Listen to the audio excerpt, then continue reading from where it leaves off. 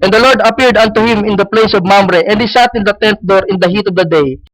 And he lifted up his eyes and looked, and lo, three men stood by him. And when he saw them, he ran to meet them from the tent door, and bowed himself toward the ground, and said, My Lord, Elohim, if now I have found favor in thy sight, pass not away, I pray thee, for thy servant.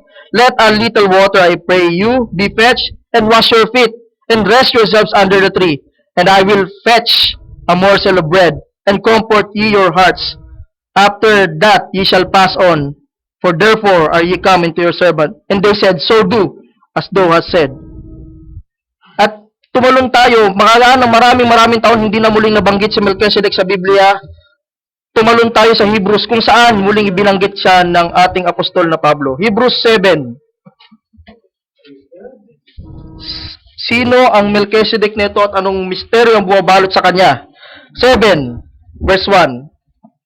For this Melchizedek, king of Salem, priest of the Most High God, who met Abraham returning from the slaughter of kings and blessed him. Ito yung kaninang nasa Genesis 14. Yan. To whom also Abraham gave a tenth part of all, first being by interpretation king of righteousness, and after that also king of Salem, which is king of peace, without father, without mother, without descent, having neither beginning of days nor end of life. Sino ito? But made like unto the Son of God, abideth at peace continually. Now consider how great this man was, unto whom even the patriarch Abraham gave the tenth of his spoils. We may all be seated, brothers and sisters, as we analyze, study the Word of God. Napaka-misteryoso ng taong ito. Habang iniahanda ng mga IT group natin yung projector,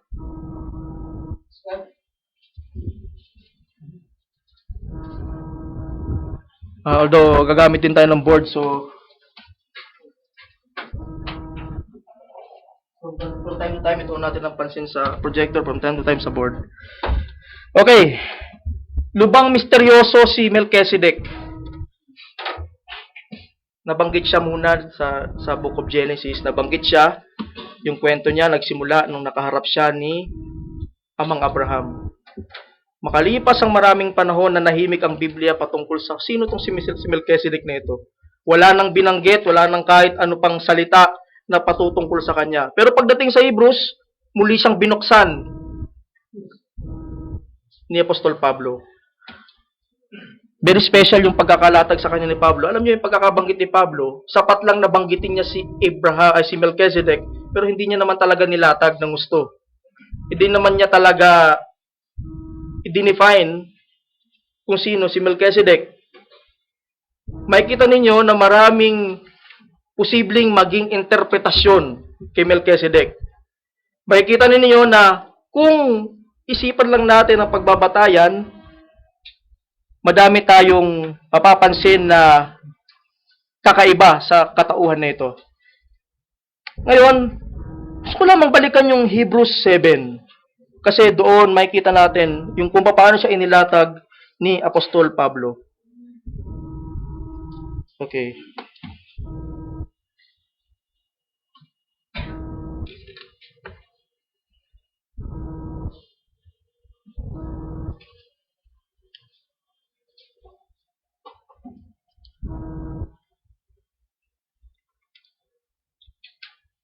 Wala ba, Brad?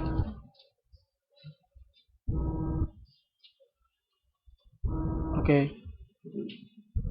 Sino tong Melchizedek? Title, Who is this Melchizedek? Balikan ko lang yung kaninang binasa natin sa Hebrew. Sabi, For this Melchizedek, okay, king of Salem, priest of the Most High God, who met Abraham returning from the slaughter of kings and blessed him. Ngayon, mga kapatid, sa verse 2, nagbigay pala si Abraham ng ikapo kay Melchizedek. Kung ibabatay ko at kung halimbawa naging karnal ang pag-iisip ko at wala akong kaunawaan, wala akong Espiritu Santo ng Diyos, at ibabatay ko dito ang konklusyon ko kung sino si Melchizedek, papasinin ko na siya pala isang hari, siya pala isang priest, at nagbigay ng ikapo. At kung pupunta tayo sa verse 4, binanggit dyan na, Now consider how great this man. Gagawa ako ng konklusyon, ibabate ko sa mga nabasa ko na yan. Sasabihin ko na si Melchizedek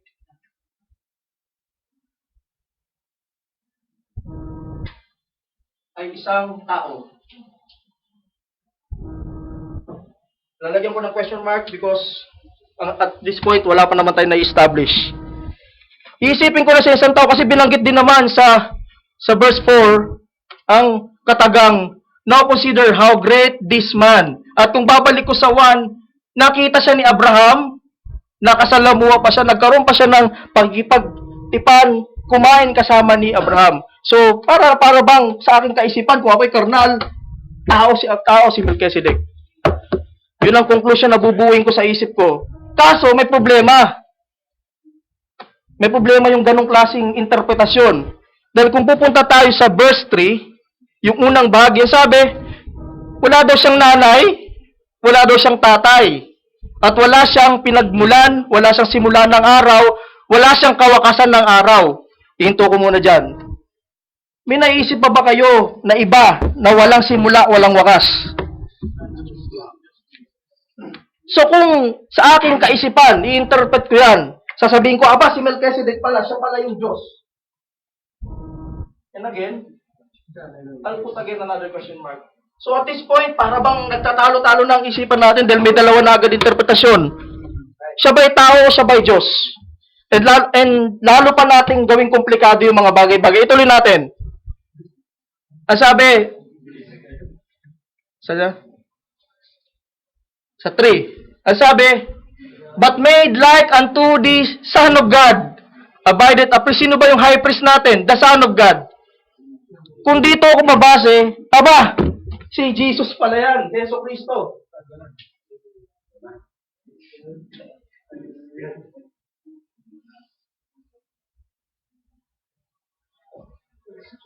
Ang problema ngayon, kung maniniwala ako na sa tao, paano ko ipapaliwanag yung without father, without mother? Paano ipapaliwanag na wala siyang simula? Okay, ang problema naman, kapag inisip ko na siya na mismo yung Diyos, paano ko may ipapaliwanag na nakita siya ni Abraham? Hindi ba Espiritu ang Diyos? At kung pinaniwalaan ko naman na siya ay si Kristo, paano ko ipapaliwanag na nandun na siya sa kapiling ni Abraham? Hindi ba si Jesus Christ lumitaw lang 2,000 years ago? Ibig sabihin pala, tama yung mga Trinitarians. Komplikado, no? Komplikado. Ano ba yung dinadrive ko? Ang ginawa ko lang, nag-compare ako ng verse after verse after verse. May napala ba tayo? Well, that can work sa mga bagay na simple patungkol sa salita ng Diyos. Pero pag ang pag-uusapan natin ng isang misteryo na kasing laki ng misteryo ng Melchizedek na ito, kinakailangan natin ng isang absolute. Kailangan natin yung standard na itinayo ng Diyos. Kailangan tanggapin natin na may pamamaraan ng Diyos sa paghahayag. It's not enough that we compare verse after verse after verse. Yun yung dinadrive ko ngayon. Nakita ninyo na nag-compare ako ng verse after verse after verse. Ang naging epekto, I found out 3. And actually, itong tatlong conclusion na ito yung most, kung maghanap kayo sa internet, titingnan nyo kung anong interpretasyon ng mga relihiyon patungkol sa tao na ito, sa being na ito, makikita na yan ng top 3 na iniisip nila patungkol kay Melchizedek. Kung sino siya. Siya ba'y tao? Siya ba yung Diyos? O siya ba si Jesus Christ? Ngayon, yan ang magiging interpretasyon kung hindi tayo babase doon sa standard na sinet ng Diyos sa end time, and which is no less than the end time message. May ginamit ang Diyos na propeta para ihagin ito. Hindi natin kailangan manghula. Hindi natin kailangan mag-decide sa ating mga sarili. Ang kailangan lang nating tanggapin, ang gawin, suriin at tanggapin. Kung sino si Melchizedek. Lubang napaka-misteryoso ng taong ito, pero kapag ang Diyos ang nagayag, wala nang teryo. Praise be to God, hindi natin kailangan magpakahirap para tuklasin ang misteryong nakabalot kay Melchizedek. There is a message and all we have to do is just pumaloob tayo dun sa mensahe na yon. Yan yung mensahe, mga kapatid, yan ang pamamaraan ng Diyos. Always meron siyang gagamitin. Kahit na may banal na Espiritu Santo, may gagamitin siyang tao to make us know the deep things of God. Ang isang halimbawa niyan kung paano gumagamit ang Diyos ng tao, naalala ninyo sa Book of Romans, sabi ni Apostol Pablo. Si Apostol Pablo siya yung ginamit sa mga taga-Roma. Sabi niya, hindi ko nais na kayo'y maging mangmang sa isang misteryo. Sabi niya, na ang pagkabulag ay nangyari sa bayan ng Israel. Sabi niya, doon makikita ninyo na mayroong misteryo na binilalatag si Paul. Si Paul yung ginagamit sa panahon na yon para ipakita na may mga misteryo at yung mga misteryo mabubuksan lamang sa mga ginagamit na tao ng ating Panginoon. Sa Hebrews ganun din. Nagsulat si Pablo patungkol kay Melchizedek. Subalit, nung sinulat ito ni Pablo, walang masyadong paliwanag. Merong mga binanggit siya mga detalye, pero ang lahat ng ito ay nakabinbin. Let's just say na lahat ng ito ay loose ends. Una, hindi naging hinog yung iglesia noong panahon para unawain ito. Wala sa kanila yung tamang level, antas ng pananampalataya para ipaabot sa kanila ng Diyos yung pananampalataya na yan. Yun ang unang dahilan. Ikalawa, wala sa panahon. Ang mga misteryo ng Diyos ay sabihin natin naka-time lock. Alam niyo yung sa mga bangko. May mga bangko na yung mga bolt naka-time lock. Na kahit may kombinasyon ako, may regular siyang kombinasyon, pero on top of that, pwede mo lang siyang buksan kung dumating yung takdang panahon ng pwede siyang buksan. Let's just say example, halimbawa may milyones ako. Halimbawa lang. At itong milyones nito, gusto kong ipamana kay Sam. Gusto ko ibigay kay Sam. Ngayon, ayoko ibigay sa kanya sa murang edad na bata pa siya o binata pa siya kasi baka lustayin niya lang sa wala. Baka hindi niya mapakinabangan na maayos. So, ang gagawin ko ngayon, sasabihin ko sa manager na i-time lock natin ito. Gusto ko ibigay kay Sam ito kapag siya ay tumungtong ng, let's say, 18. From 18 pababa, kahit anong gawin natin, wala tayong magagawa doon sa board na yun. At kahit may kombinasyon ako bilang tatay, at kahit si Sam makuha pa niya sa akin yung kombinasyon, at kahit pa, let's say, halimbawa, may mga hold-upper at i-torture pa nila ako. Kahit makuha nila yung kombinasyon sa akin, dahil naka-time lock yun, hindi yun mabubuksan hanggat hindi nagbe-birthday ng 18th year ang aking anak. Kahit yung manager, hindi pwedeng buksan yun. Naka-time lock. At praise be to God, ang makapahayagan ng huling panahon ay naka-time lock din. Marami ang nagtangkang magbukas. Unang-una, wala na nga silang kombinasyon. Paano nila bubuksan? Bukod sa walang kombinasyon, wala pa sa panahon. Yung mga nagdaang mga saints in the Old Testament, in the New Testament, kagaya nila Paul, nila Peter, yes, they have the right combination. But it wasn't time. It wasn't time. It was hidden until the end time na kung saan may mga tao na may tamang kombinasyon. And at the same time, nasa panahon ang pagbubukas. Hindi na natin kailangang paghirapan, hindi natin kailangang maghagilap ng kombinasyon sapagkat ipinagkaloob sa atin ng Diyos yung kombinasyon. At anytime, dahil dumating na yung panahon, maaari na tayong mag-withdraw sa mga idiniposito ng Diyos. Naka-time lock ang mga revelation, mga kapatid. Bagamat nakasulat sa Biblia kagaya ni Melchizedek, hindi ganap ang pagkakapaunawa ng mga katagang binanggit sa Biblia. That is why, my brothers and sisters, we need the end-time message. We need the end-time prophet to deliver us this message. Una, ba't natin pinag-aaralan si Melchizedek? May mapapala ba tayo? Ganun na ba siya ka-significant? Kung significant siya, bakit naman sa Genesis binanggit, tapos isang beses binanggit na naman sa Hebrews? Maaaring may magano mag-iisip. Bakit ganun na ba siya ka-significant? I believe, brothers and sisters, that by unlocking Melchizedek, you can also unlock the whole mystery of Godhead. Kung malaki ang connection ni Melchizedek sa Godhead, to unlock Melchizedek would mean to unlock the whole mystery of God, of His being. Marami ang haka-haka, marami ang kuro-kuro. Pero hindi tayo mananangan sa kuro-kuro sa haka-haka. Hindi natin kailangan bumuo ng haka-haka. Ang kailangan natin buuin yung tamang revelation. Kailangan hingin natin sa Diyos ang pagkakaunawa kung sino si Melchizedek. Outside this message, you cannot understand Melchizedek. You cannot understand the Godhead. Ngayon, mga kapatid, may natutunan ako dati nung ako'y nag-aaral para sa board exams. Yung board exam ng civil engineering ay multiple choice kasi sa panahon namin. Ang turo sa amin nung teacher, sa reviewer, sabi niya, hindi mo naman talaga, you don't have to solve the problem from step 1, sunod-sunod. Ba, may problem ka dyan. Normally kasi, babasahin mo na mahiging problem, sunod-sunod, tapos solve mo hanggang sa makuha mo yung sagot. Sabi niya, hindi mo naman kailangan gawin yon. May mga times na pwede mong sagutan yung problem ng pabalik. Halimbawa, multiple choice siya. Tingnan mo ngayon yung mga choices, yung A, B, C, D. Hanapin mo ngayon sa kanila kung sino yung tutugma doon sa tanong.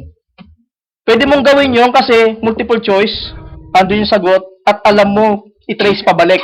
I-trace mo siya pabalik. Mga kapatid, by this principle, gusto ko na ilatag si Melchizedek, ilatag yung pagka-Diyos.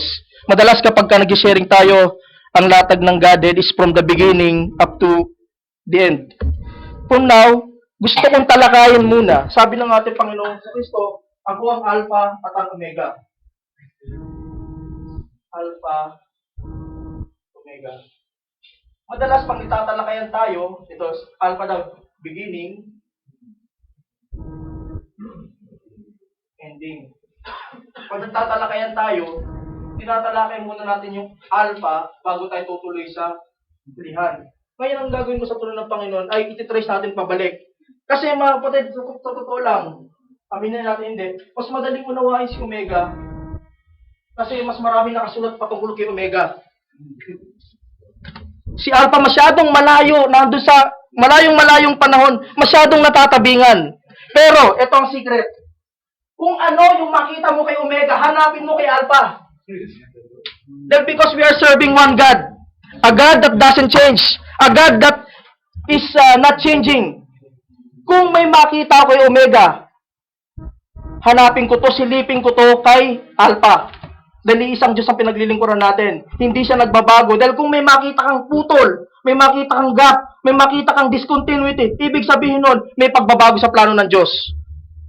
So, alam ko, sa tulong ng Panginoon, nagagana itong method na gagawin natin. At i-trace natin pabalik. Hopefully, kapag natanggap natin kung sino yung Omega, yung ending, matanggap din natin, at i-trace natin pabalik, i-apply natin yung same principle. Yun yung simula. Mati dyan ang gagawin natin. And I know, sa tulong ng Panginoon, this will work. God's principles remain constant at all times. Glory to God.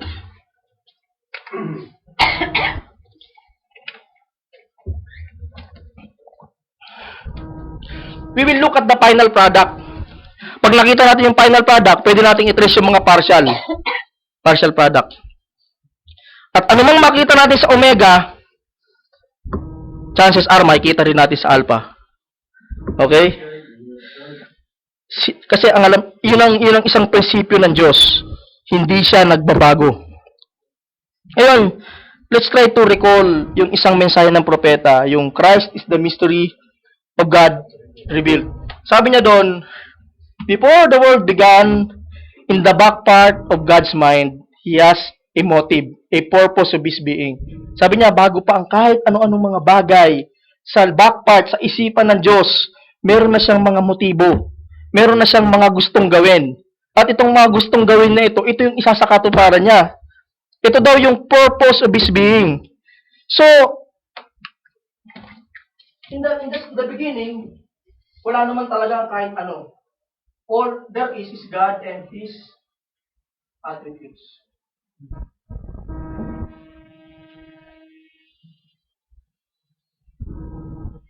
Yan yung mga kalikasan ng Diyos. Layunin ng Diyos. Okay. Sa puntong ito, attributes pa lang, siya at ang kanyang mga attributes, kalikasan niya. Ito yung punto na bago pa siya mag-isip. Ngayon, ano mang iisipin niya, walang magdidiktang iba doon. Walang pumersa sa kanya na itong isipin mo. Walang nagdikta sa kanya na dito ang mangyayari, ito magaganap. So lahat ng kaisipan niya, lahat ng plano niya ay nakabatay sa kanyang mga kalikasan. So mula sa mga attributes na ito, nabuo yung mga thoughts. O yung tinatawag natin, pangalan natin plans. May mga plano siya, at ang mga plano na yan ay nakabase sa attributes. Anong ibig ko sabihin? Halimbawa, merong isang lalaki, at siya ay may attributes, may mga katangian siya ng pagiging romantiko, mapagmahal, karinyoso. Ngayon, may nakita siyang babae at inibig niya. Ngayon, dahil inibig niya, bahagi ng kanyang kalikasan yung palaibig, pagiging romantiko. Ang gusto niya ngayon, i-express ngayon yung katangian niya na yon. So, ang gagawin niya, magpaplano siya ng gagawin. Bukas, pupuntahan ko siya sa opisina at siya ay aking susunduin. Tatawagan ko siya sa cellphone, siguro i-chat ko siya. Dito mga plano. Ang nagtulak para bumuo siya ng plano ay yung kanyang katangian. Yung kanyang mga attributes. Ganun din sa Diyos. Para mas maintindihan natin, alam natin na may mga attributes ng Diyos. Anumang plano na kasunod ng attributes na yun, anumang planong bubuin niya ay kasunod ng attributes. Ibig sabihin ganito, nagpaplano siya na isusugo niya ang kanyang buktong na anak. Bakit? Kasi nasa kanya yung attribute ng pagiging redeemer. So yun yung nagtulak sa kanya para bumuo ng ganong klaseng plano, yung katangian niya. And tandaan niyo mga kapatid, ang mga attributes ng Diyos, kalikasan niya yan, walang simula yan. Kung paano walang simula ang Diyos, nasa kalikasan niya, yung mga attributes na yun, wala ding simula yun. Eternal din yun. Hindi ito yung tipo na, teka, gusto kong maging savior Parang gusto kong maging savior. Maidagdag nga sa attributes yung pagiging savior. Tandaan nyo, ang pagiging savior is an attribute. Hindi po pwedeng magdagdag ng attribute ang Diyos. Kung may attribute siya ngayon, dadalhin niya yung attribute throughout time, imamanifest niya in a certain way, in a certain season, at hindi maiwawala yun. At tataglayin niya yun all throughout time. So yun yung gusto natin. At sa pamagit, at kapag nabuo na yung plano, bubuin niya na susunod yung kanyang mga actions. Or sabihin natin, expressions. Ngayon mga kapatid, yung attributes in itself is invisible. Wala ka namang makikita attribute na Savior, na Redeemer. Yung kanina, yung sa example natin, hindi mo naman talaga makikita yung romantiko. Unless, na-express mo yon. Nagbigay ka ngayon ng bulaklak. That flower is an expression of that, yung feeling na nandun sa lalaki. Yung pagiging romantiko, pagiging pagmahal, yan ay mga invisible. Hindi natin makikita yan. At wala tayong idea na ganun pala siya, malibang ihayag muna niya. Sana susundan nyo mga kapatid. Sundan nyo. Ngayon, ang attributes ay hindi byproduct, sabi ko kanina. Kasabay niya yan mula sa pasimula.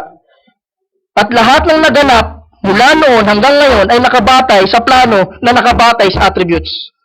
Okay, yung expression ay nakabatay sa plano at yung plano naman nakabatay sa mga attributes. Okay, brothers and sisters. Hindi kagaya sa atin, ang Diyos kapag nagplano, bago niya pasimulan yung expression, yung kanyang action, tapos na yung plano. Hindi kagaya sa atin tayo minsan, kikilos tayo ng hilaw. May initial kang plano, pero hindi mo muna bubuin, kikilos ka na kagad. Sa along the way, habang ginagawa mo yung action, dadagdagan mo na dadagdagan yung plano. Ang Diyos hindi ganon. Before He started anything, all thoughts were finished. Lahat ay tapos na. Bago siya magsimulang lumikha, gumawa, tapos na ang lahat ng bagay. At yun pa ang isang kinaiba natin sa Kanya, hindi siya nagbabago ng plano.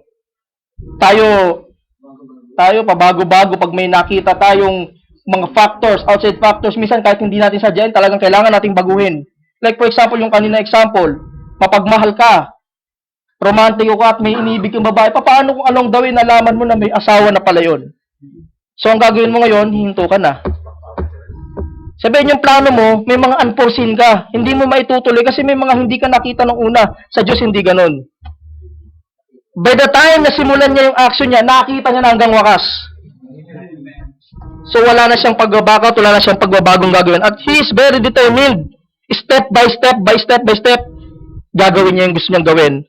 At mga kapatid, ang Diyos na sinasamba natin ay very patient God. Isipin nyo mga kapatid, mula noon hanggang ngayon, ilang taon na kaya ang lumipas? Wala akong idea. Billions and billions and billions mula nung create niyang, mula nung nag-isip siya hanggang sa panahon natin ngayon, billions and billions of years ago. Pero isa lang ang masasabi natin, kung ano yung sinimulan ng Diyos, tatapusin niya. Step by step by step, isasakatuparan niya lahat ng gagawin niya. Makikita natin ngayon, kaya tayo lalo nagtitiwala sa Kanya eh. Kasi alam natin na siya yung Diyos na kapag may sinimulan, tatapusin. Nakita na natin yung simula. Alam natin na kahit wala pa yung eternity na harapin natin, kahit wala pa yung New Jerusalem, then alam natin na siya yung Diyos na nagplano noon at hindi siya nagbabago, sinasampalatayanan natin yung mga paparating. Yun yung kagandahan sa ating Diyos sa sinasamba. Alam natin, nagtitiwala tayo sa Kanya, natatapusin niya lahat ng bagay in its time. Kumbaga kung ito isang malaking nobela, siya yung may akda, siya pa yung bida. Siya na yung author, siya pa yung bida, lahat tayo mga karakter na may kailangan i-play. Ang tanong na lang, anong klaseng karakter? Gaganap ka ba doon sa karakter na aayong ka doon sa bida which is no less than God? O ikaw ba yung mga kontrabida sa eksenang ito? Lahat ng bagay, umiikot lang doon sa plano ng Diyos. Whether we believe it or not, kahit yung mga atheists, hindi man sila naniniwala sa Diyos, kasama sila sa plano ng Diyos. May mga manifest sa kanila. Ngayon, kanina sabanggit ko yung Christ is the mystery of God revealed. Sabi niya doon, in the back part of God's mind, bago pa ito, punta muna tayo dito sa attributes. Sa panahon na siya palang mag-isa, in the back part of His mind, He has some motives. Motibo. Lahat ng nangyari sa mundong ito ay dahil sa motibong yan ng Diyos. Tatlo daw yan, sabi ng propeta sa Christ is the mystery of God revealed. Ang unang motibo niya, He wants to reveal Himself. Sipin niyo mga kapatid, wala siyang obligasyon na maghayag sa ating kung tutusin. Kung tutusin, pwede siyang nanatiling invisible, Spirit God, Elohim. Kung tutusin, pwedeng naging iba sana yung plano niya eh. Pero may motibo kasi siya. Gusto niyang ihayag yung kanyang sarili. Bawat hakbang niya sa mundong ito ay patungo sa ikahayag niya. Ngayon, may punto tayong makikita rito sa pagpapahayag ng Diyos. Kung gusto niya maghayag ng sarili niya, syempre, kailangan niya na gumawa ng pagpapahayagan. Kasi kanino ka maghahayag kung wala ka namang pagpapahayagan? Diba? So may isa pang punto na makikita tayo dito. Isa pang punto, kailangan itong pagpapahayagan niya na ito, kailangan bigyan niya ng kakayahan na makaunawa ng kapahayagan. Kasi siya na napakataas, napakadakila, napakalaking Diyos, paano mo siya unawain? Kung mag-create siya, ang i-create niya automatically, mas mababa na sa kanya. At dahil mas mababa na sa kanya, hindi kayang abutin ng creation yung creator. So, kailangan bigyan ng creator yung creation ng kakayahan na arukin yung napakadakilang Diyos na ito.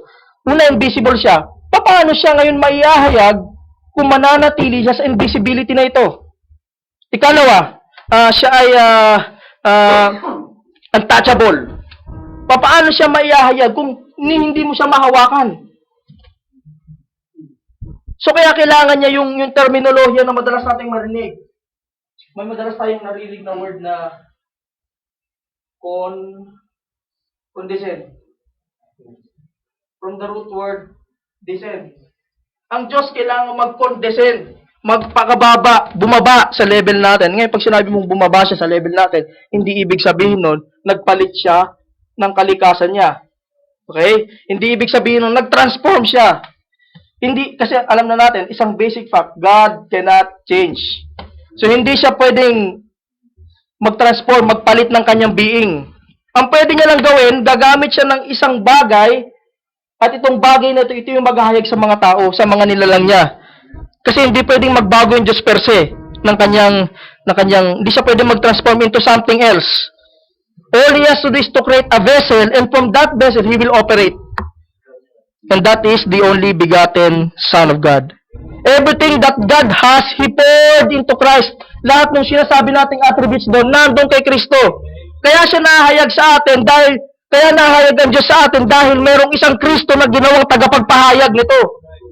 Sabi ng Bible, He is the fullness of the Godhead in a bodily. That means, kung meron isa tayong titingnan, na kapag tiningnan mo, nakikita mo na rin ang Diyos, si Kristo yon. Kung gusto natin siyang makita, hindi wala tayong kakayahan kasi invisible nga siya eh. Pero praise be to God, may paraan ng Diyos through the Son of God, the begotten Son of God. Siya yung hiwaga ng Diyos na nalantad. Yung Diyos na dati natatabingan sa isang balabal na laman, ngayon nakikita na natin. Saan yung tao? Pinadala siya rito, saan yung tao? At sa pamamagitan ni Yesu Kristo, napasok ng Diyos ngayon yung henerasyon ng tao na dating napakalayo ng agwat. Ito ang tao, andun ng Diyos, paano magpapang-abot? Hindi pwedeng yung tao ang umabot. Ginawa na ng tao yan sa panahon ni Natorin ni Babel, ni Nimrod. Ginawa ng tao yon. True. Sa pamamagitan ng kaisipan ng tao, kala niya kaya niyang abutin yung Diyos. Hindi ganun ang pamamaraan. Yung Diyos ang aabot sa atin. Without Christ, that would have been impossible.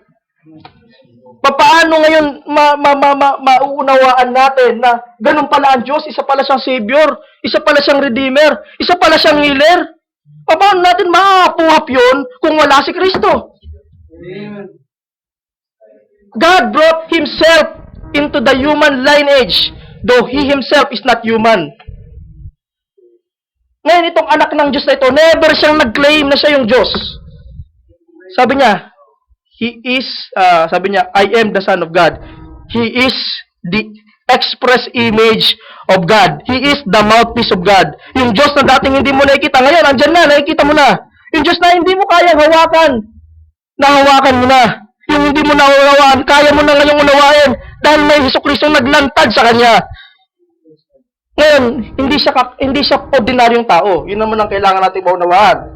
Kasi hindi siya dumaan through sex. Unang-una, yung sabi ng ating propeta, the sperm and the egg all came from God para mabuo itong ating Panginoong Jesucristo. At ninais ng Ama na manahan yung buong buo doon sa anak na yon. Now, why does Christ have to be in flesh? Bakit ba kailangan nasa flesh siya? He has to play the role of the kinsman redeemer. Kailangan kamag-anak na manunubos. Pag sabing kamag-anak, hindi mo pwede maging kamag-anak kung yan ay baka, yan ay kalabaw, at hindi mo rin pwede maging kamag-anak na manunubos kung yan ay espiritu. So kaya kailangan mo ng laman. Lamang tao para matawag natin siyang kamag-anak. Siya yung kamag-anak na manunubos. Kailangan isugo ang bugtong na anak, yung omega. Sana nakikita niyo ang tinutumbok ko. Nagsimula ako sa simula, pinapakita ko na ibinuhos ng Diyos ang lahat dito sa omega. Mamaya, babalik ulit natin simula para ipakita yung alpha. Kung kabilang, yung mga gustong gawin ng Diyos, mahayag na dahil may nakikita na tayo. Kailangan na tao ang ating Panginoong Jesucristo para makarelate siya sa atin. Para maging mas lalong intimate yung contact, sabi kanina sa exhortation. Gusto ng Diyos yung intimate na contact. Sa pagiging espiritu, hindi niya ito maaaring ganapin. Yung mga sariling requirements na isinet ng Diyos, yung Diyos na rin naman ang nag-set na kailangan may dugo.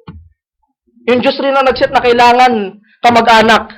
So yung mga alituntunin, galing din naman sa Diyos. At siya mismo ay tutupad sa mga alituntunin na yun by sending the Son. By sending the Son inside, at siya ngayon ay tanahan doon sa laman na yun. Inaalala ninyo, ito yung naging stumbling block ng mga Hudyo. Hindi nila maapuhap, hindi nila makuha na yung Diyos pala pwedeng manahan sa tao. Sabi nung sabi ni Jesus Christ, ako at ang Ama ay isa. Binato siya doon. At tinanong niya, bakit niyo ako binabato? Sabi niya, hindi ka namin binabato dahil sa maganda mong gawa, kundi dahil sa ikaw ay isang tao, inaangkin mo na ikaw isang Diyos. Samantalang kung babasahin niyo, wala naman siyang kinlaim na siya ay yung Diyos. Ang sabi lang niya, ako at ang Ama, isa ang mga bagay na ginagawa ko, ito hindi galing sa akin, kundi galing sa Ama na nananahan sa akin. Binato siya ng kalaban. Why? They don't understand that God could dwell in a tabernacle. They couldn't understand yung napakasimpleng filosofiya ng Diyos na gusto niya ng isang tahanan at ang tahanan na yun at that time was the Lord Jesus Christ. And sana mga kapatid, huwag tayong mahulog sa ganong klaseng kaisipan na pwede palang na huwag tayong mahulog sa pagtanggi, sa kaisipan na pwede palang manahan ng Diyos isang nilalang. Binato siya Sabi nila, binabato ka namin, hindi dahil sa pamumusong, kundi dahil bagamat ikaw ay tao, inaangkin mo na ikaw ay Diyos. Samantalang, malino naman na wala siyang sinasabing siya yung Diyos. Minimisquote nila si Jesus Christ, which is sakit ng mga tao kahit hanggang sa panahon na ito. People love to misquote.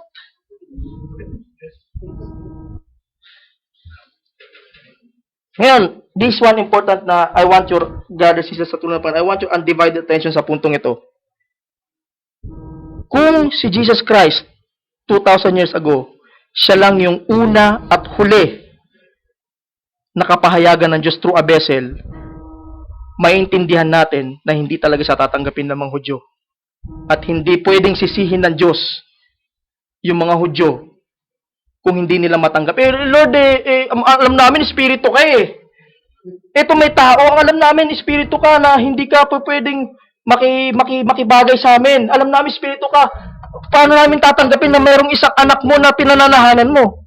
Kung yun yung una at huli, sana wag niyo ako mamisquote, kung yun yung una at huling pagpapahayag ng Diyos sa pamagitan ng isang laman, pwedeng makapangatwiran yung mga Hudyo. Lord, hindi mo naman ginawa to dati pa eh. Ngayon mo lang to ginawa eh. What do you expect sa amin na tatanggapin namin to? Sana makuha niyo yung punto na yun. At hindi rin pwedeng sisihin ng Diyos yung mga Hudyo na gumagawa siya ng something na out of his league. Parang out of his way. Hindi yun yung pamamaraan niya. All of a sudden ito na pala yung pamamaraan niya. Wala talaga makakapuwat nun. Sana makuha niyo yung punto na yun na gusto kong itawid. Hindi ngayon po, pwede na mga tuwiran ngayon yung mga Hudyo. Pero, may malaking pero, hindi sila pwede mga tuwiran. Dahil ginawa ng Diyos na yon before. Hindi lang nila nakita. Pinagpapatay nila yung mga propeta. Sabi ng Diyos, God was in the prophets. Sabi ng propeta sa huling panahon, they didn't recognize that God is using men. And also, they didn't choose that God is also using some other manifestations like the pillar of fire, pillar of cloud. Matigas ang ulo nila kahit sa mga pillar of fire, pillar of cloud. Hindi nila tinanggap yon. So now you can see that God has been using manifestations ng invisible niyang katauhan, ng invisible niyang pagka-Diyos para mahihayag sa atin. Kung yung sanang Omega ay nag-iisa at una at huli lang, pwede nga yung mga tuwiran yung mga Hudyo. Pero wala silang may kakatwiran. Yung kaharap nila ay fullness na. Kapag sinabi mong fullness, may partial. Ngayon, pag sinabi ko naman may partial fulfillment, partial manifestation, hindi ibig sabihin nun partial yung God na nandun. Na pag sinabi natin yung pillar of fire ay partial revelation, hindi ibig sabihin nun partial yung Diyos na nasa loob ng ano. Dahil hindi naman hinahati-hati ng Diyos yung sa sarili. Dito ka. 1/3 dito, 1/3 doon, 1/3 dyan. Trinity. Doon siguro nanggaling yung kaisipan ng Trinity. Yung nakikita ng mga Hudyo na katauhan ni Jesucristo, yun na yung fullness. Pero bago yung fullness na yun, if you're going to trace back, may mga partial. God wants to reveal Himself. Yun yung unang-una niya motibo. And kung gagawin ng Diyos yan ng biglaan, ito ang aking bugtong na anak. Kung gagawin niya ng biglaan, sino makakaintindi sa atin nun? Tayo nga minsan, pag nag-aaral tayo ng mga salita ng Diyos, hirap na hirap pa tayong unawain minsan eh. Kasi minsan nabibigla tayo pag dumarating yung mga tanong na hindi natin masagot. Kaya minsan inuunti-unti tayo ng Diyos eh. At alam ng Diyos yung kahinaan nating tao. Bilang tao, wala tayong kakayahan na unawain lahat ng mga misteryo na yan. Kaya unti-unti. No wonder, from Adam's fall up to Jesus Christ is 4,000 years. And from Jesus Christ coming and death on the cross up to this point, 2,000 years. Church ages dumaan. Sa church ages na ito, Unti-unting naghahayag ang Diyos hanggang sa marating yung full word in the end. Kalikasan kasi ng tao na mahirap tayong makaunawa. Mabagal ang ating pagkaunawa. Buti na lang may Espiritu Santo. Sa sarili natin, lalo tayong mabagal tayo, lalo na kung matataas na mga kapahayagan. Kaya nga dapat iasa natin sa Diyos ang lahat. At maraming partial, sabi ko kanina, maraming partial na kapahayagan ng ating Diyos. Hindi lang si Jesus Christ, siya yung fullness na lang. Bago sa kanya, may mga partial. And isa sa partial na yan, si Melchizedek. Take note, babalik ulit ako. Why are we discussing the Omega first? To show you one guiding principle that God doesn't change. Kung anong pagpapahayag na ginawa niya through that Son of Man, expect that to be in the Alpha. Maring yung manifestation sa mga naunang panahon na hindi fullness. Maring part lang yun. Pero still, that reveals a part of God na hindi natin nakikita pa noon. Ang discussion patungkol sa hulihan, Omega, ending, yun ang magdadala sa atin patungo sa itaas, sa start, sa beginning. Yung pasimula, sobrang labo dahil sobrang layo niyan kung panahon ng pag-uusapan. Pero pag minasdan natin kung ano yung nangyari sa baba, makikita natin, ay, ganito pala ang ating Diyos. I-apply natin ngayon yung pataas. At kung titingnan, at hindi lang tayo dapat, alam niyo, pag sinabi kasi ng ating Omega, napupokus na tayo masyado dun sa Son of Man ministry niya eh. Pero actually, ang Omega na yan, it will go long way back. Kahit sa millennium, makikita niyo dyan yung anak ng Diyos in a visible form. At pag dumating tayo sa eternity, sabi na wala ng templo sapagkat ang Panginoon ang templo na naroon. So, nakikita niyo yung continuity from Jesus Christ 2,000 years ago up to namatay siya, ibinuhay sa muli, nawala na siya, umakyat siya sa langit, hanggang sa panahon natin, hanggang sa panahon ng millennium, hanggang sa panahon ng eternity, the concept never change. Sana nakikita ninyo na God loves to indwell. Hindi siya mag-reign sa millennium na isang espiritu. Don't you realize that? Kung tutusin, pwede niyang gawin yun. But He chooses to live in a vessel. At hindi rin naman tayo haharap sa eternity na hahanapin pa natin. Gusto kong sumamba sa Espiritong Diyos.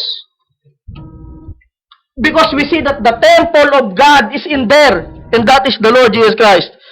At mga kapatid, kanina tinignan natin 2,000 years ago. At ngayon tumitingin tayo sa millennium. Tumitingin tayo sa eternity. Huwag na tayo magpakalayo-layo. Tumingin tayo sa panahon natin.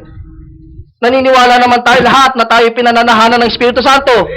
Kung ako na mahina, nalulugmok minsan, nagdadada pa, kung ako ay pwedeng panahanan ng Diyos, bakit mahirap isipin na pwede siyang gumawa ng isang being at doon siya mananahan?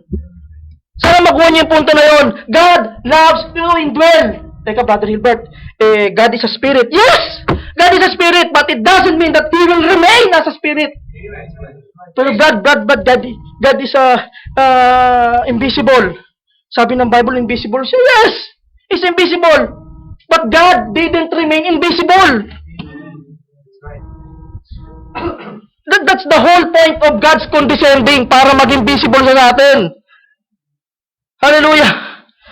Sabi ng propeta, He is not a being.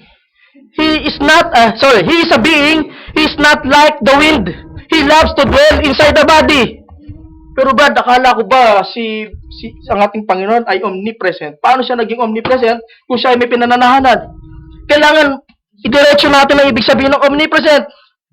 Omnipresent, kaya siya omnipresent is because He knows everything. Mga kapatid, ito na lang. Kung siya ay kagaya ng hangin at present everywhere, hindi ko kailangan ng baptism of the Holy Ghost. Dahil anyway, nasa akin na rin siya. Kasi nandiyan sa lahat-lahat eh. Nandiyan siya sa paligid. Hindi ko kailangan ng baptism of the Holy Ghost. But God chooses His vessel. Nagkaroon tayo ng parte, ng bahagi. Yung Diyos nanahan sa atin. Ngayon mga kapatid, that is the Omega. And tulong ng Panginoon, gusto ko ipakita sa inyo yung Alpha. From the Message Life. Mahirap talakayin ang bagay na ito nang hindi tayo kumukonsulta sa mensahe ng huling panahon. Ngayon, ipapakita lang natin muna yung sa message at itutulay natin yan sa scriptures. Okay, sabi, and out of the existence of the Father went the Logos, which was the Son, which was the Theophany, which was the body of the great Jehovah God, went forth in a celestial body. That's the Logos. The Word spoke, but of them great fountains of life, and went forth. And there was a Theophany, which was God made into Word. Ngayon papasin nyo, kinote ko siya from another message, life. Hindi ko na kinote yung sa Melchizedek, dahil nais kong ipakita sa inyo na hindi lang niya minsang binanggit na God as a body. Pwede kong i-quote yung kay Melchizedek na message, pero I tried to search sa mga past na nabasa natin kung ano pa yung sinasabi niya. Ngayon, basa pa tayo na isa pa. From Hebrews chapter 1, ay minsan nung na-message dito. The Logos and His great fountain, this great fountain of Spirit, which had no beginning or no end. This great Spirit began to form in the creation, and the Logos that went out from it, it was the Son of God. So in other words, He bring forth, something went out of Him. Okay? It was the only visible form that the Spirit had, and it was a theophany, which means a body, and the body like a man. Hallelujah. Before anything else, there was Jehovah God. Yung Logos, yun ang pinakaunang ekspresyon ng Diyos na hindi nakikita. Tinatawag itong na propeta na begotten Son of God. Because yung sonship ay nandoon sa Logos. Yung Logos na yun, soon to become the Lord Jesus Christ in the fullness of time. Pero until that time, hanggat hindi pa nakakarating doon sa panahon na yun, siya muna ay yung Logos in the beginning. Hindi naman tama na equate mo yung word just because you see the Son of God here. It's not, hindi naman tama na equate mo yung word kay Lord Jesus Christ. Not immediately, hindi agad-agad. Kailangan ng unawa kasi. Pag in-equate ko siya, ibig sabihin, nag-exist na si Jesus Christ in the past. Okay? So, hindi mo pwede kong itulay agad. Kailangan ng kapahayagan. Yung sonship ay nandun sa Logos at yung sonship ay soon to be manifested in that flesh we call the Lord Jesus Christ. Don't make the same mistake that others make by trying to equate Jesus Christ, the flesh, to the Word. Although He is the Word made manifest in the flesh, sabi in John 1:14. Ngayon, sabi dito, sa inyo, may nakita ko kanina napakaganda. Out of it came the Son of God. Out of God came forth the Logos. Hindi ibig sabihin niya, lumipad yung isang kamay. Lumipad yung isang paa at naging Logos. Hindi ganon. Okay? Hindi rin ibig sabihin niya na 1/3 napunta rito. Holy Spirit, 1/3, Jesus Christ, Trinity, babagsakan natin. Okay? It simply means God bring forth, He set up, He gave birth to the begotten siya. Para mas madali natin intindihan, tipo nasa natural, He gave birth.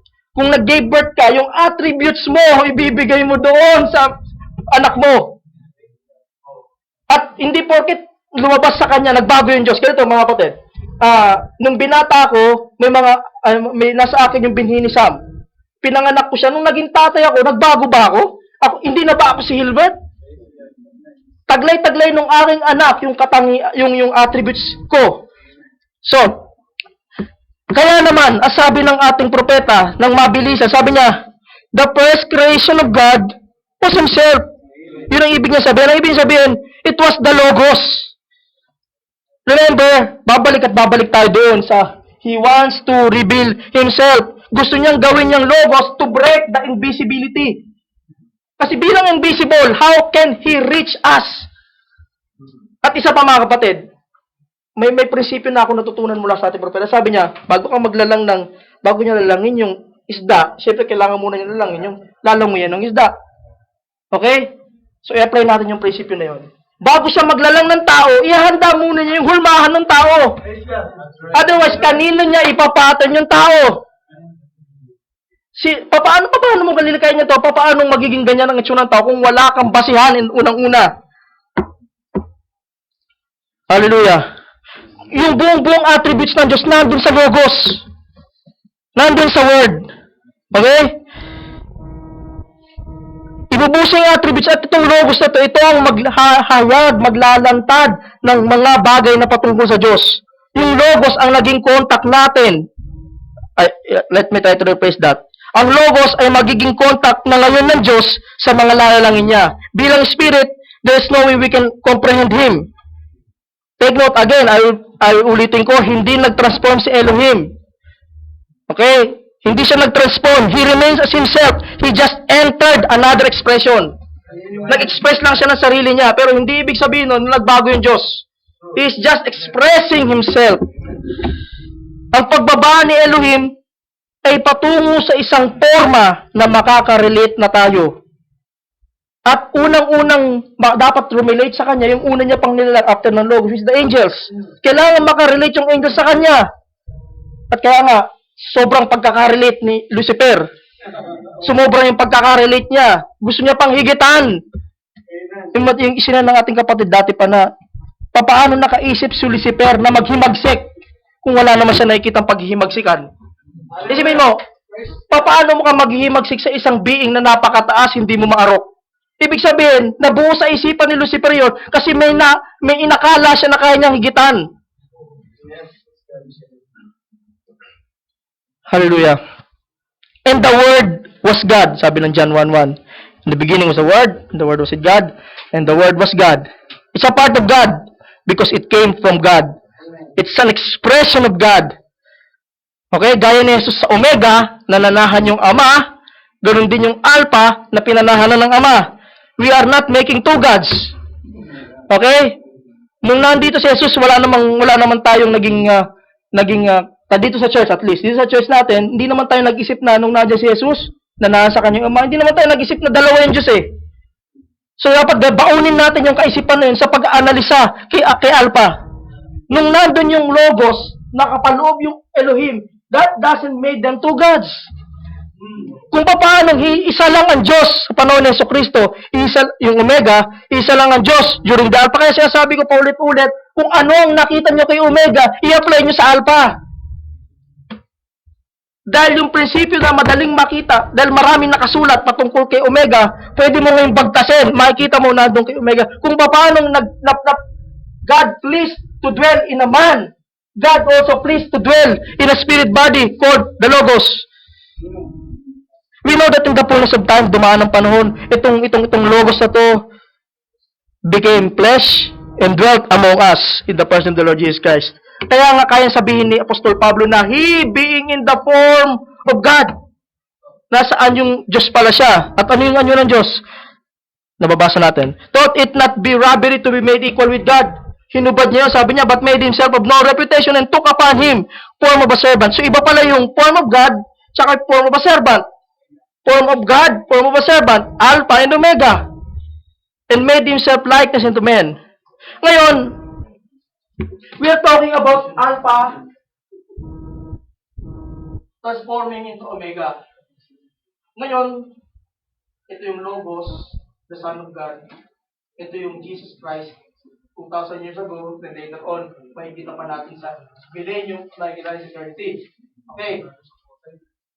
Between Alpha and Omega, may mga partial manifestation. At dito ngayon papasok si Melchizedek. Kanina pa kasi tayo nag-uusap tungkol kay Melchizedek, puro intro lang. Pero finally ngayon, mapag-uusapan na natin si Melchizedek. Ilang taon ang nakalipas, kung ilang taon ang nagdaan sa pagitan ni Alpha at ni Omega, sa pagitan ng dalawang, hindi pa tayong idea doon. Hindi natin alam. Wala tayong idea. Maybe billions ago. Yung may idea kasi tayo yung panahon at least, kahit paano yung panahon ni Adam, papunta sa panahon ni Kristo, at least alam natin na 4,000 years yun. Bago lumitaw yung fullness in the Omega, nagkaroon ng partial manifestation or revelation ng Word.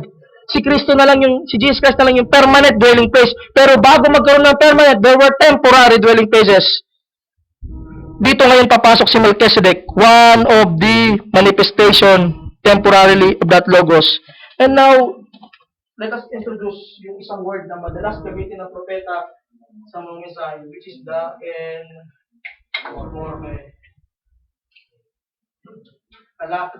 Greek word which means to change form. Kasi yung form yan eh. Changing from one form to another.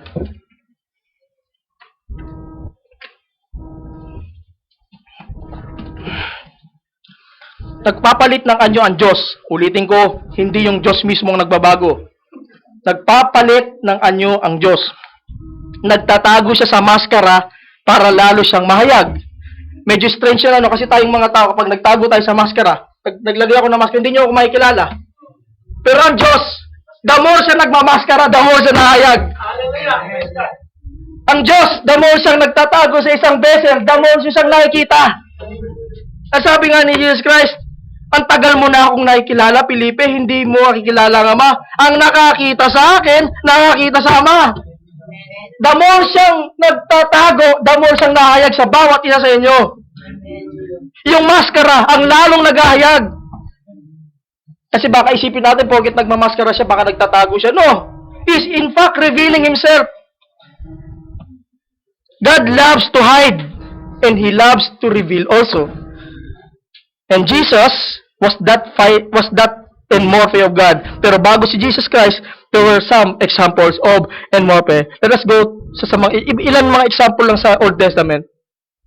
Ito yung pillar of cloud. Sabi niya sa Exodus 13:21.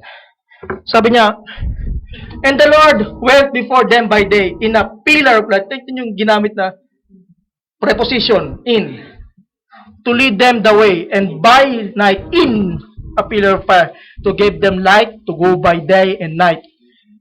So, ang Diyos pala, ginaid niya yung Israel sa kanilang paglalakbay sa Exodus by dwelling in a pillar of cloud at day and pillar of fire at night. So, yan ay isang example ng tinatawag na enmorphe through a pillar of fire, pillar of cloud. Siguro wala namang masyadong mahirap dito dahil sinabi lang naman na siya ay nananahan dun sa cloud, siya ay nando sa loob ng fire. Next example. The fourth man in the furnace. Basahin natin sa Daniel, Daniel 3:23 to 24. Sabi, up to 25 pala, sorry. And these three men, Shadrach, Meshach, Abednego, fell down bound into the midst of the burning furnace. Pinarusahan sila. Si Shadrach, si Meshach, si Abednego. Then Nebuchadnezzar the king was astonished, and rose up in haste, and spake, and said unto these his counselors, did not we cast three men bound into the midst of the fire?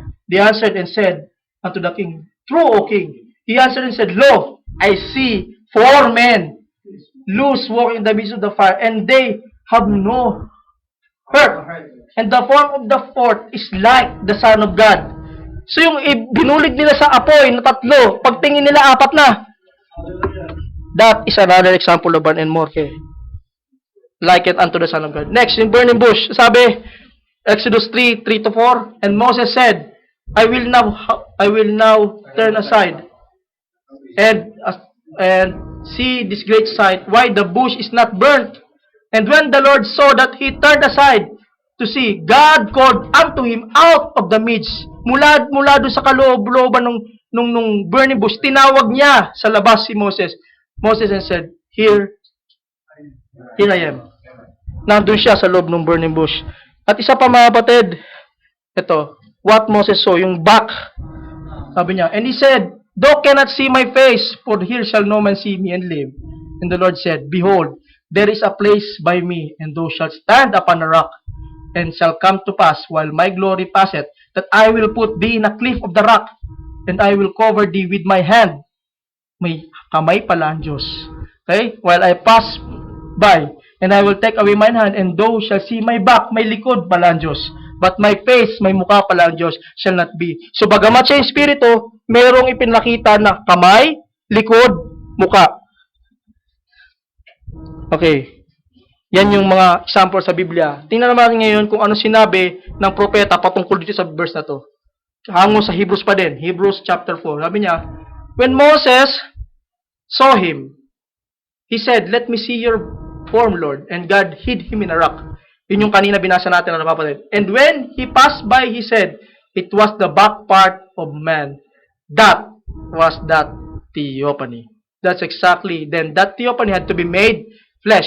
Not one person, but the same person had to become flesh to the sting out of death. So here nakikita natin kung paano consistent ang Old Testament, New Testament, and the message of the prophet. And finally, the last yung isa sa mga Enmorpe, yung pinag-aaral natin ngayon, which is Melchizedek. Nakita siya, ngayon pwede ko nang balikan ngayon ito. Sino si Melchizedek?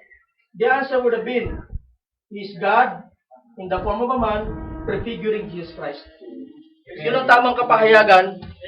Yung mga na-messed up, yung mga na-miss ng religions, actually, hindi ko sabihin konting kaunawaan, subalit sabihin ko na may kaunawaan kahit papaano, pero winasak ni Satanas.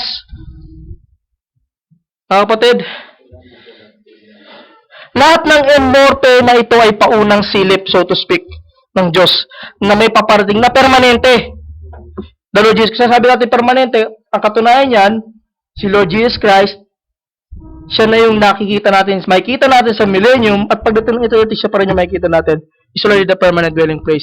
And nung makita siya ni Paul as a pillar of fire, that doesn't remove yung pagiging permanent ni Jesus Christ sa ganung forma, kundi gusto lang ipakita ng Diyos kay Paul, yung isang paraan na makaka-relate si Paul. He being a Jew, makaka-relate siya kung ang ipapakita yung pillar of fire, because he knows that that is an Enmorpe. That is a form of God. Lahat ng maskarang yun ay temporal lang. Ginagamit para sa isang specific na occasion. Isang particular na rason. It can appear and finally disappear. Nawawala sa eksena. At pagkatapos gamitin, hindi mo na makikita. Anong nangyari kay Melchizedek afterwards? Kung kukunin ko ng diretsuhan yung sinabi ng propeta, sabi niya, Melchizedek became Christ. That's right. Kung nagkakaunawaan tayo. Oh, amen. Amen. Then finally, in the fullness of time, that Melchizedek finally turned into Christ. So, si Melchizedek pala isang temporary appearance ng Diyos in the form of man, prefiguring Christ. Hindi naman siya tao na kagaya natin na bumuo ng isang pamilya, sumali sa mga salinlahi. Wala siyang ama, ina. Kaya kanina sabi, without father, without mother, because he was referring to God, without beginning of days.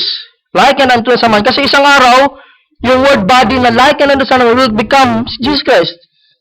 Hindi siya tunay na tao, pero pagdating ng araw, itong si Melchizedek ay mahayag sa pamagitan ng Jesucristo na isang tunay na tao. So Melchizedek is not really a true man, but one day, that Melchizedek became a true man sa pamagitan natin Panginoon Jesucristo. Isang laman na gaya ng isang tao. Great is the mystery of godliness. God manifested in the flesh. Kaya yung ating propeta, kaya niya mag-shortcut eh. Sabi niya, Melchizedek is Jesus. Melchizedek became Jesus. Melchizedek is God. Diba? Yung mga ginagawa natin propeta. Okay. Kaya na yung kaya sabihin ni Kristo, nagalak ang iyong amang Abraham nang makita niya yung araw ko.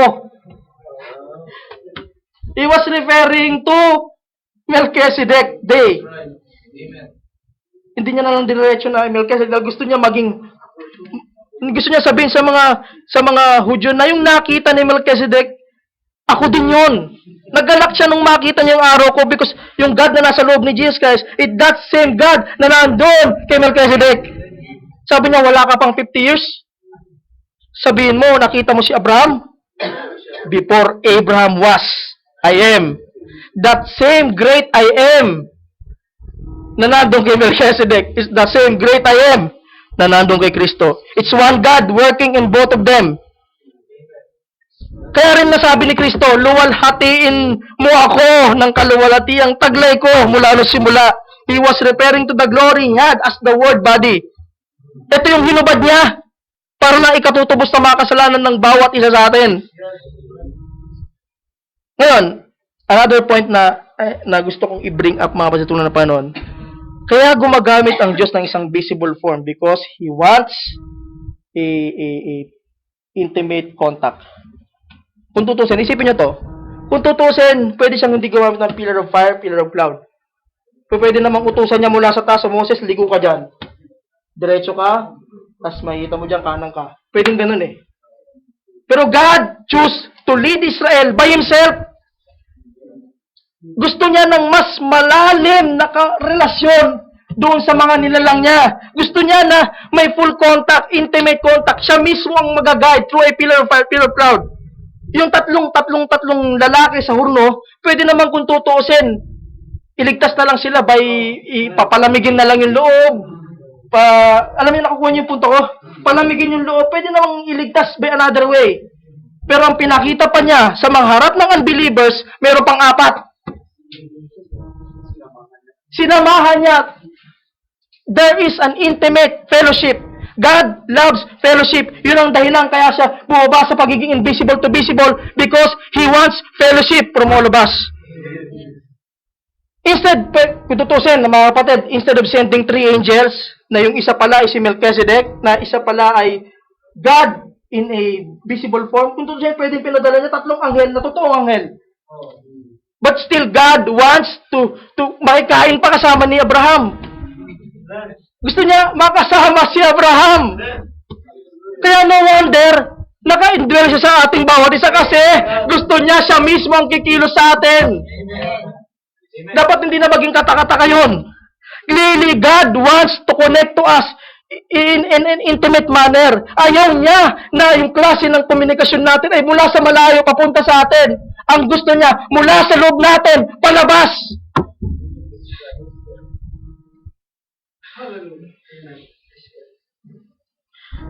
Sabi ng propeta, the church is the last and morphe of God in this age.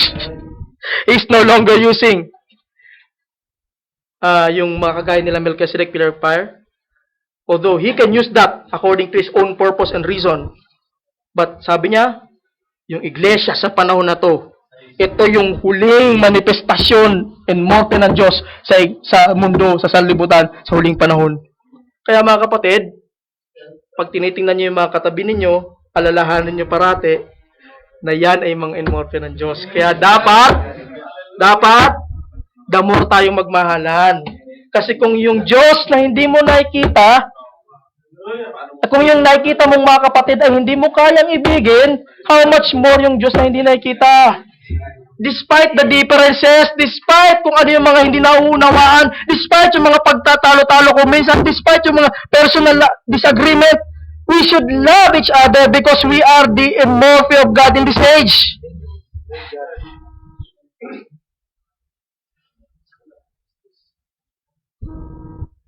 We are the last form of God. Sana maunawaan nyo ng gusto yun. Hindi lang huling forma ng Diyos. Huwag nyo namang ipahiya yung Diyos. Isipin mo pag may gagawin kang mali. Pag lumabas ka dyan sa labas at may pinakita kang hindi maganda, binibigyan mo ng kahihiyan yung Diyos na nasa iyo. Yan ba yung huling forma ng Diyos? Yung huling forma ng Diyos na andoon kasama ng sanlibutan? Paano mo tatawagin forma ng Diyos yun? How can that be a manifestation of God? God is revealing Himself sa sanlibutan na through by us. Nakikita nila, sabi tayo yung mga letrang, mga titik na lumalakad, na binabasa ng lahat. Why? Because we are in morphe of God.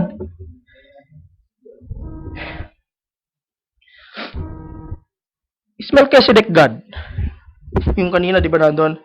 Pero madalas mababasa niyo mga kapatid na sinasabi ng Diyos ng propeta na Melchizedek is God. Because we have the revelation that God is inside that Melchizedek. And you cannot separate God from His body. Hindi mo naman pwedeng... Ganito. Alam natin na tayo, ilagay natin sa atin. Ako si Hilbert, may inner man, may outer man. Yung nakikita niyo is yung outer man. Yung inner man ko, hindi niyo nakikita. Pero sabi ng propeta, yun yung real self. Ngayon, halimbawa, si Brother Elmer, ginawan ko ng isang mabuting bagay. Halimbawa, tinulungan ko siya sa isang gawain niya. At nagpasalamat siya sa akin.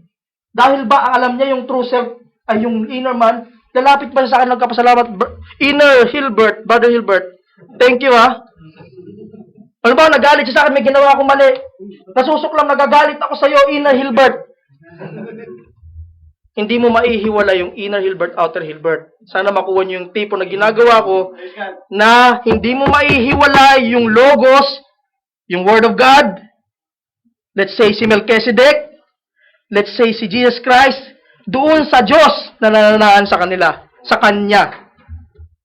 Hindi mo pwedeng paghiwalayin. Kaya pagdating ng eternity, sabi dun sa Revelation chapter 4 pala, nakita ni John si Jesus Christ at sinasamba ng four living creatures. Amen. Hindi siya sinasamba for Him being Jesus Christ, but because they know that God is in that being, and they know that God would not separate Himself from Jesus Christ. Pero sana tama ang kaunawaan natin. Nasasabi ko lang to dahil nasa isang church tayo at tayo ay may kaunawaang tama na yung Diyos ay yung nananahan at hindi yung visible form.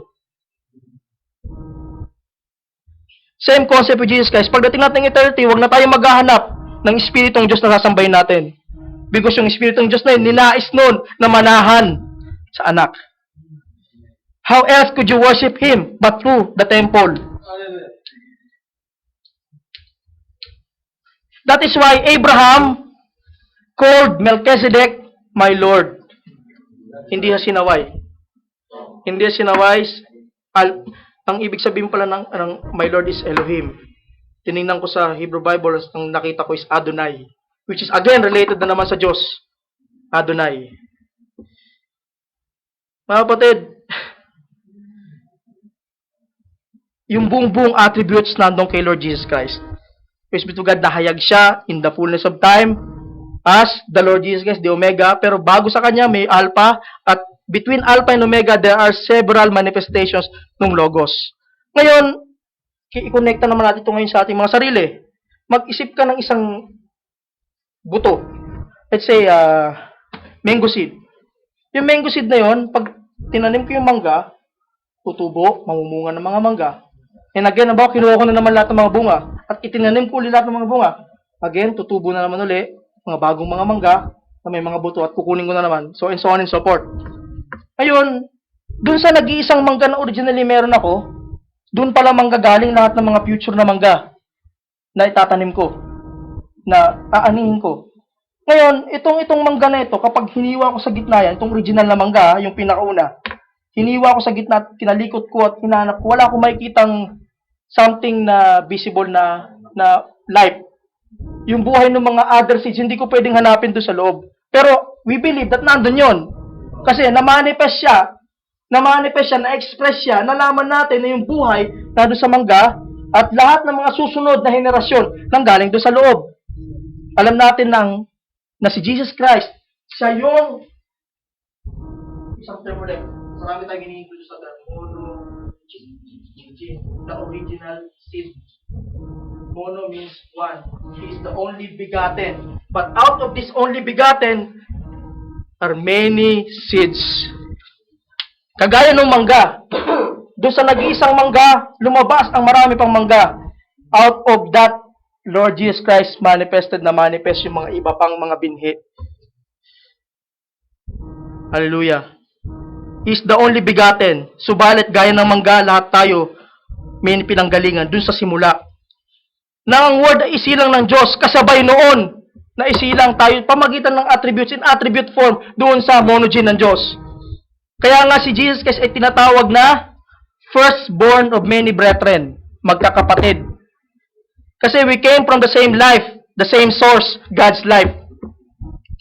At dahil isa yung pinanggalingan, isa yung nature, isa yung characteristics. Maraming tayong kaparehas patungkol sa Panginoong Kristo. Pero I will just focus on one. Kung papaanong yung Alpha Omega ay mayroong katawang spirito, theophany, tinatawag, yung mga attributes niya ay meron din. Dapat may continuity. Again, babalik na naman ako. God will not change.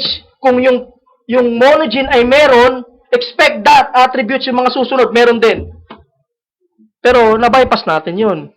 Kasi nagkasala ang ating ama't ina. Actually, si Eva ay nagkasala at dinamayan siya ng ating amang Adan at bumagsak yung tao.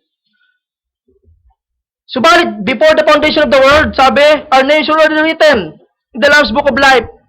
And the Lamb was already slain. So kahit nasa plano ng Diyos na babagsak tayo, nakita niya na yun. At inihanda niya na yung kanyang gagawin. Actually, hindi ko pa na itutuloy. Yung Christ the Mystery of God revealed, pero yung ikalawa at ikatlo, tutuloy na natin. Isa pang motibo ng Diyos, He wants preeminence. Sabi ng preeminence, pamumuno, leadership,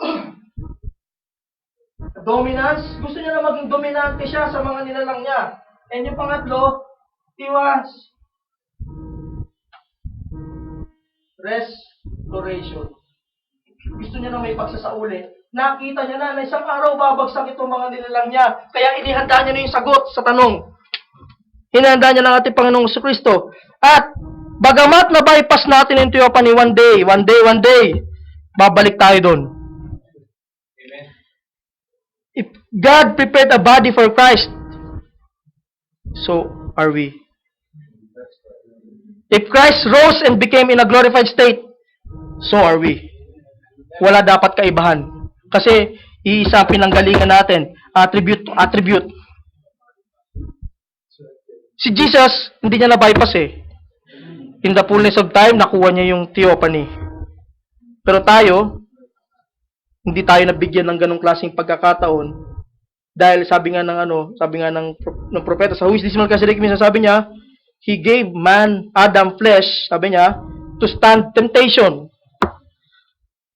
Yun ang kanyang mga layunin. Kailangan maganap yung motibo niya. Yung kaninang tatlo na yan. He wants to reveal himself. He wants a preeminence, pamumuno. He wants restoration. Ipinahintulot yan, bumagsak yung mga una nating mga magulang. Para sa gayon, tayo ay ibabalik niya sa dati nating dapat panggagalingan. Yun ang dahilan mga kapatid, kaya may plano na napag-isip-isipan natin na yung mga anghel, wala silang plano ng redemption sa kanila. Yung mga bumagsak na anghel, wala na. Pero tayo, may plano ng redemption sa atin. Kasi, ipinagpauna na ng Diyos na nailagay tayo sa flesh na ito. At lahat tayo, minana natin yung kasalanan by this flesh. Yung mga anghel, wala sila ng flesh na yon. So, kung ano man yung kasalanan ng mga anghel, ibang nature ng pagkakasala yon kumpara sa atin. Kaya sa atin na may plano ng redemption, sa kanila wala. Hallelujah. Kaya sinabi ng 2 Corinthians 5:1, ano yung sabi? Earthly tabernacle be dissolved, there is one waiting for us in heaven, and for this we groan. Humihibik tayo para doon sa katawan na yon. Ay, sorry. Ito yung sabi ng propeta sa kanyang mensahe. Anong mensahe ba yun? Who is this Melchizedek? Sabi niya, basahin natin. When a man is born again from heaven, he becomes a spirit baby in Christ. And then, this robe of flesh is dropped.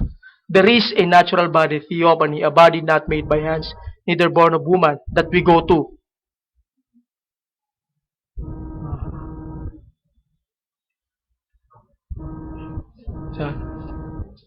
Then that body returns back and picks up the glorified body.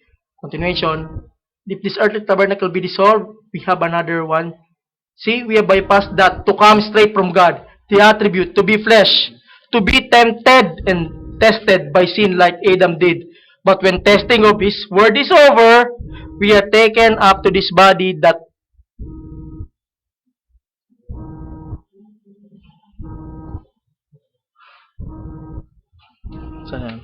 taken up to this body that was prepared for us, sabi niya, before the foundation of the world. It is the word, okay, sige lang ba? It is the word where that we skip. Ito daw yung nilagpasan natin. Right around down, here to be tempted and tested.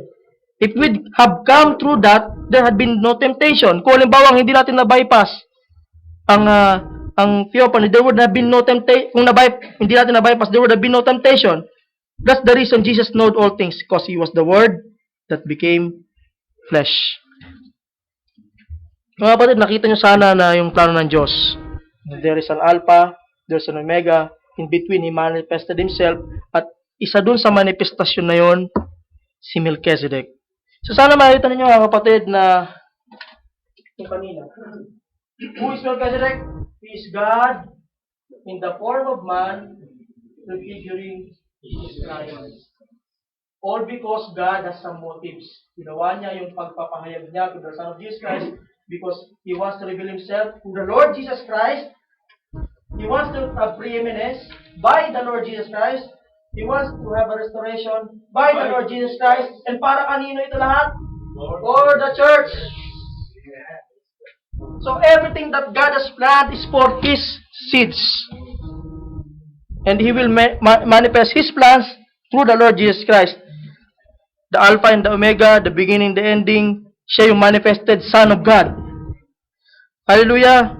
Sana nakita natin kung ano yung mister na kapaloob kay Melchizedek. Salamat sa mensahe ng huling panahon at nagkaroon tayo ng understanding kung sino siya. Without this understanding, may mga loopholes, loose ends sa pagkakaunawa natin sa kaunawaan patungkol sa Godhead. Praise be to God. Mari po tayong tumayo mga kapatid. Lapan natin ang Panginoon.